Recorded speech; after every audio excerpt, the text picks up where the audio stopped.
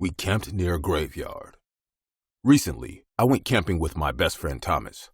We are childhood friends, hence we have been on several trips together. Thomas lived in the suburban area of California. After 10 kilometers from his house lied deep woods.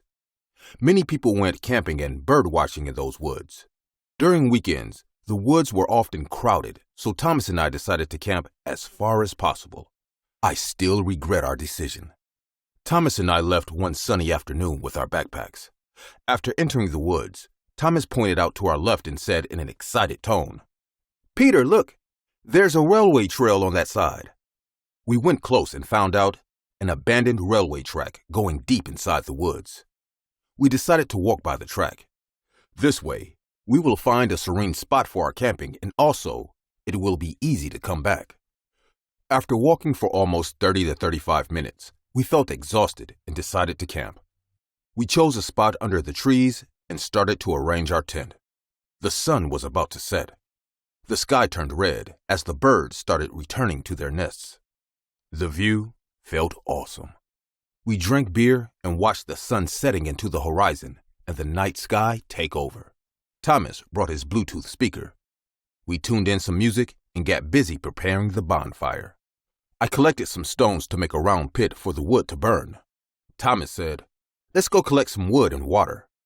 There's a riverbed nearby." Though the sun had set, there was still light around us. On our way to the riverbed, Thomas was picking up wooden sticks and broken branches of trees for the fire. As we got close, a sound of water flowing by came to my ears. The riverbed was more like a narrow ditch, but it had crystal clear water flowing in it. I got down to fill our flasks, and Thomas got busy collecting wood.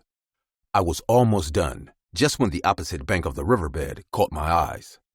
Due to the bushes, we failed to realize that there was an old graveyard on this side of the bank. I cried, "Thomas, did you know we camped so close near a graveyard?" His eyes lit up in excitement. He kept the pile of wood on the ground and crossed the ditch to check out the place. I too kept the flasks near the pile and went on with him. It was an old abandoned graveyard. There were at least 40 to 50 graves in it.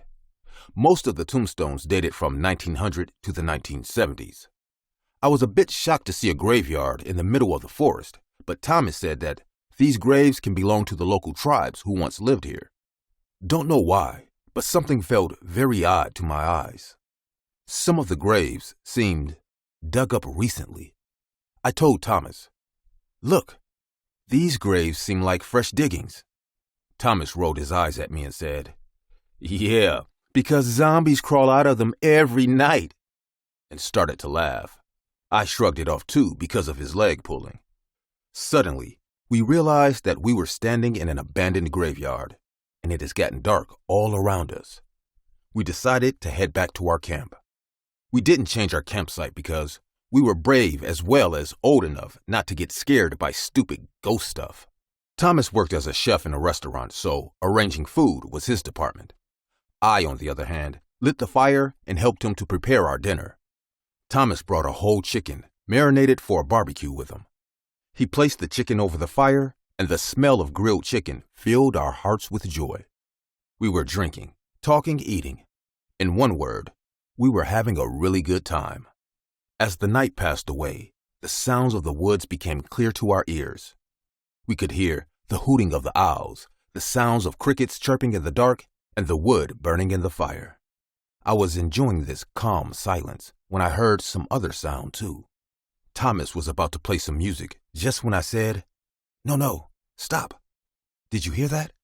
He looked around and said, "Hear what?"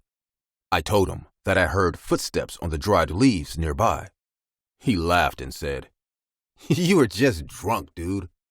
But before he could finish laughing, a spine-chilling scream made our hearts drop to our stomachs. We heard a woman screaming in absolute fear and pain. We both stood up in quick motion. Sweat appeared on our foreheads as we stared at each other cluelessly. The scream took place for the second time, and Thomas and I figured out it was coming from the graveyard. Thomas turned all pale and looked at me. "What should we do, Peter?" Honestly, I was scared too, but somehow I wanted to check it out myself. So I told Thomas to be quiet and started to walk towards the graveyard. As we walked, the scream changed into a suppressed sobbing. I never believed in ghosts, but, strangely, a feeling inside me said that the matter is not what it appears to be. I wish I was wrong that day. Seeing a ghost would have been much more comforting than what happened that night. We got down in the ditch and peeped to another side of the bank. What we saw made our skin crawl. A man was pulling something into the graveyard. The sobbing was coming from that thing he was pulling. As he reached near a grave and flashed his light on the ground, we saw a woman was tied from hands to toe with a tight rope. Her face was duct taped. She tried to scream again, but before she could, the man took out a sharp knife and started to stab her vigorously. We could hear the sound of blood splattering on the ground. I couldn't believe what was happening in front of my eyes. We had no weapons or anything that will help us to fight this man. Our cell phone had no tower so that we could call someone for help. Thomas couldn't take it and attempted to run away.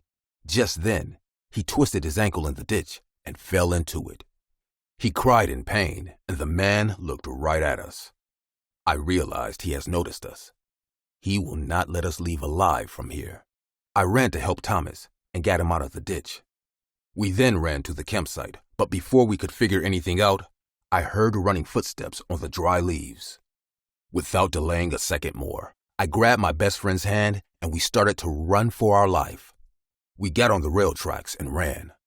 I looked back suddenly and saw a black shadow was chasing us like a hungry animal. The sharp steel knife on his hand glittered in the moonlight. Thomas was lagging behind because of his injury.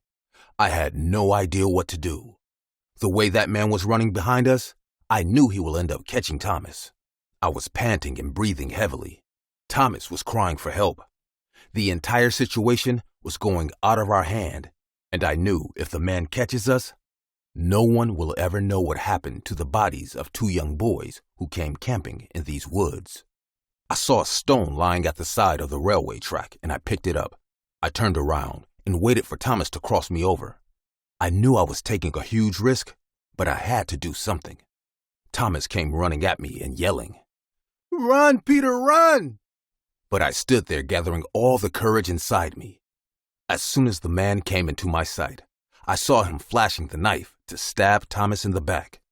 His eyes were dipped in anger, and a hungry smile on his evil-looking face made him look like the demon from hell. He was almost 5 hands distance from me when I aimed at his head and threw the rock at him with all my strength. A sound of skull cracking and blood spattering echoed into the woods. The man held his head and fell on the ground, making painful growls. His growls eventually turned into a soft whimper, and we realized that this guy has fainted. We ran out of the woods and reached the nearby police station. We explained everything to the cops. They sent Thomas to the hospital, and I came back with them to spot where I hit the man. As we reached near the railway tracks, we noticed a lot of blood lying on the ground, but the man was nowhere to be found. I took the cops to the graveyard, and after searching the place thoroughly, the cops discovered 5 fresh dead bodies, including the woman's body that lied near a grave. I burst out into tears, explaining to the cops how the man killed that woman in front of our eyes, and we couldn't do anything to save her. I went back to the police station and gave a detailed description of that man's face so they can catch that demon. The posters are now all over our area. The FBI has been informed about this incident too. It came to know that the man is a suspected serial killer who chose an old abandoned graveyard to dump his murder victims at night. He even dumped his murder weapons and other pieces of evidence in the graves as well. Every day, I wake up in the morning and pray to God that the cops catch this killer before he takes any more innocent lives. I wish I could have stopped him that night from disappearing.